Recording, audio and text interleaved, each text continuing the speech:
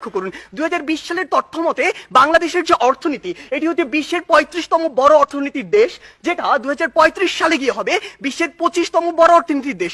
বাংলাদেশের উন্নতি হচ্ছে, হবে। আপনি যদি ভারতের দিকে তাকান, ভারত বর্তমানে বিশ্বের 7ম বড় অর্থনীতির দেশ। 2035 সালে গিয়ে ভারত হবে বিশ্বের 3য় বড় অর্থনীতির দেশ।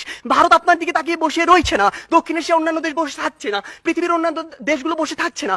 আমাদের কথা হচ্ছে, যখন আমরা দক্ষিণ এশিয়ার সফলতম হতে চাইবো, আমাদের সামনে যে একটি ব্যারিয়ার রয়েছে ভারত, সেটিকে আমাদের টপকে যেতে হবে। কেন আমরা যেতে পারবো না, কোথায় কোথায় সে বাধাগুলো রয়েছে, সেগুলো নিয়ে আজকে আমরা কথা বলবো। তারা আজকে বললেন আমরা আন্তর্জাতিক অনেক স্বীকৃতি পেয়েছি। হ্যাঁ, আমরা অসংখ্য স্বীকৃতি পেয়েছি, কিন্তু আপনি এটি কেন বলছেন না যে ট্রান্সপারেন্সি ইন্টারন্যাশনাল 2021 সালে বলেছে দক্ষিণ এশিয়ার সবচেয়ে দুর্নীতিগ্রস্ত দেশ বাংলাদেশ। তারা বলেছে অন্তত আফগানিস্তানের পিছনে বাংলাদেশ রয়েছে, নেপাল, ভুটান, এদের চেয়েও বাংলাদেশ বেশি দুর্নীতিগ্রস্ত দেশ। আপনি কেন এটি বলছেন না? বিগত 15 বছর ধরে আপনার দেশ থেকে যে পরিমাণ অর্থ পাচার হয়েছে, তা দিয়ে আপনার দেশে 2 বছরের বাজেট দেওয়া যেত।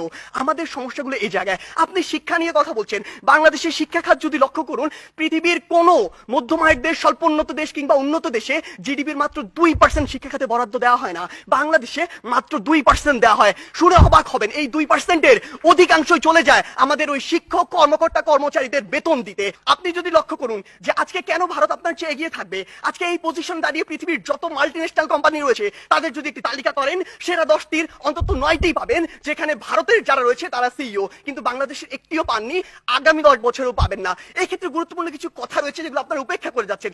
আপনারা কিভাবে ভারতের সাথে তুলনা করেন? একটু আগে একটি হাস্যকর কথা বলে গিয়েছেন যে ভারতে নাকি 0.2 মিলিয়ন, অর্থাৎ মাত্র 2 লক্ষ মানুষ বিদ্যুতের সুবিধার কাছাকাছি যেতে পারেনি।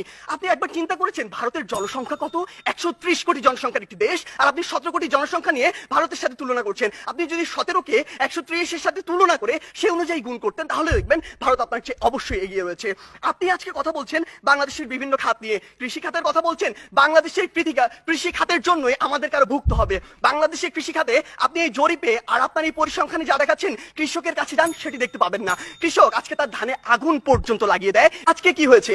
আজকে হয়েছে যে পুরো বাংলাদেশের যে হাসপাতালের যে সিস্টেম, স্বাস্থ্য খাত, এটি 8 থেকে 10টি কোম্পানির হাতে, মানুষের হাতে জিম্মি রয়েছে। এটি থেকে বের হয়ে আসতে হবে। আজকে আমাদের ঢাকা শহর কেন্দ্রিক সবকিছু সেন্ট্রালাইজড হয়ে গিয়েছে, এখান থেকে ডিসেন্ট্রালাইজ করতে হবে। ঢাকা শহর পৃথিবীর বসবাসের অনুপযোগী শহরদের মধ্যে অন্যতম। এই অন্যতম হওয়ার যে কারণটি, এই অন্যতম কারণটি হচ্ছে এটি।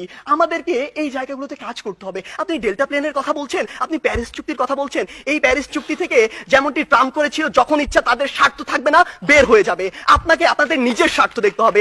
আপনি দেখবেন ওই কার্টাগোনা প্রোটোকল চালু হয়েছিল ঠিকই, যুক্তরাষ্ট্র মনে করেছে যে পরিমাণ কার্বন নিঃসরণের লিমিট দেওয়া হয়েছে সেটা তার পক্ষে মানা সম্ভব না, সে বের হয়ে গিয়েছে। তারা সেইটুকুই লক্ষ্য করবে।